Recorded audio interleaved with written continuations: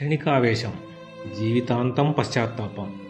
మీకు మీ ముందున్న వ్యక్తికి మధ్య తేడా ఉండాలి. అదే మీ ప్రవర్తనలో కనిపించాలి. మనం రోడ్డు మీద ప్రయాణం చేసేటప్పుడు మన వెనక నుండి వచ్చే వాహనదారుడు పిచ్చిగా హారన్ కొడుతూ ముందుకు రావడానికి ప్రయత్నిస్తుంటారు. మనం వెనకకి చూస్తే వెనుక వాహనంలో ఉన్న వాళ్ళు సైగలు చేస్తూ రెచ్చగొడుతుంటారు. సాధారణంగా అయితే దిగిపోయి గొడవ పడతాం.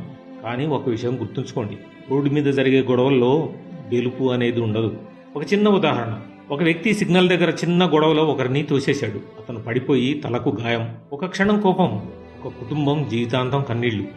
ఇంకో సంఘటన, హార్న్ వేసినందుకు ఒక యువకుడు గొడవ పడ్డాడు. అవతల వ్యక్తి తన దగ్గర ఉన్న ఇనపరాడుతో దాడి చేశాడు. ఒక చిన్న ఇగో ఒక జీవితాన్ని శాశ్వతంగా మార్చేసింది. మీరు ఎవరితో గొడవ పడుతున్నారో మీకు తెలియదు, వారి దగ్గర ఏముందో కూడా తెలియదు. గెలిస్తే జైలు, ఓడిపోతే ఆసుపత్రి, లేదా మరింత దారుణం.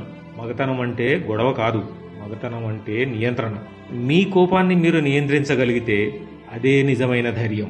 మీ కుటుంబం మీతో ఉన్నప్పుడు మీరు తీసుకునే ప్రతి నిర్ణయం వారి భద్రత. ఒకసారి చెప్పడం, ఒక అడుగు వెనక్కి వేయడం, అది ఓటమి కాదు, అది విజయం. అవసరం లేని గొడవలకు దూరంగా ఉండండి. మీ జీవితం, మీ కుటుంబం, మీ భవిష్యత్తు ఒక క్షణికావేశం వల్ల ప్రమాదంలో పడనివ్వకండి. మీకోసం, మీతో, మీ మల్కాజ్గిరి పోలీస్.